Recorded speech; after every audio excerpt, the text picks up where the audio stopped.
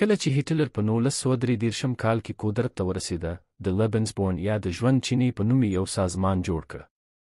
د دې سازمان وظیفه دا وه چې هغه نجونې چې ژیړ ویښته او آبي سترګې، لوړ قد او خالص آري نژاد لري پیدا کړي.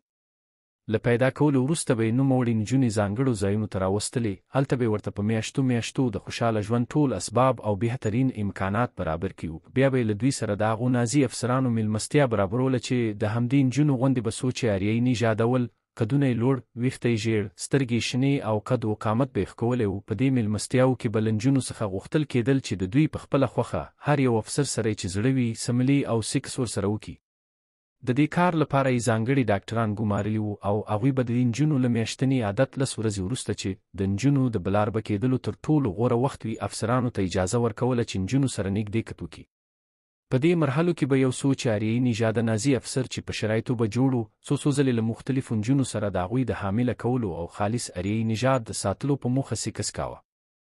د دغو نجونو نومونه به نازي دولت ته د عسکري خدمت په ویاړ ثبتېدل. د ژوند چینې سازمان هدف د آریایي نژاد سوچه کول او زیاتولو چې د نازیانو په باور د انسانانو په تاریخ کې تر ټولو بهترین نژاد و. د هیلدګارد تروتس په نوم یوه 18 کلنه نجلۍ چې د هټلر سرسخته طرفداره وه، په داوطلبان او خوښۍ سره په دې سازمان کې ګډون کړی و. هیلدګارد تروتس د نازیانو په شرایطو پوره وه.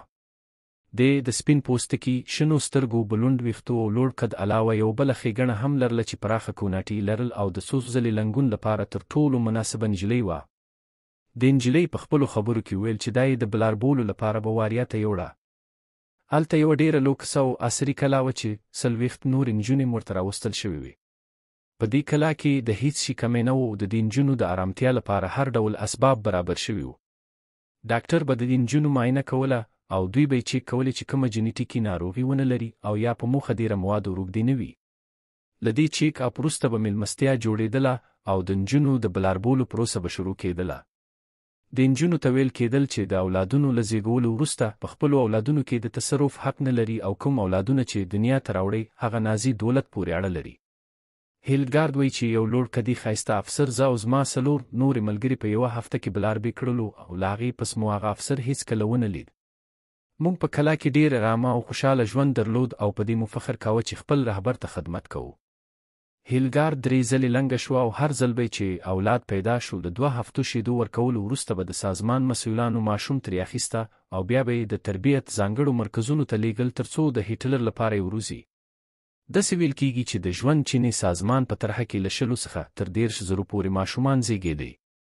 د نازي المان له سقوط وروسته نوموړي ماشومان زیاتره هغو کورنیو په فرزندۍ ونیول چې اولادونه یې جنګ کې وژوي وو او پاتې نور د ماشومانو د ساتنې او پالنې مرکزونو ته ورکړل شول.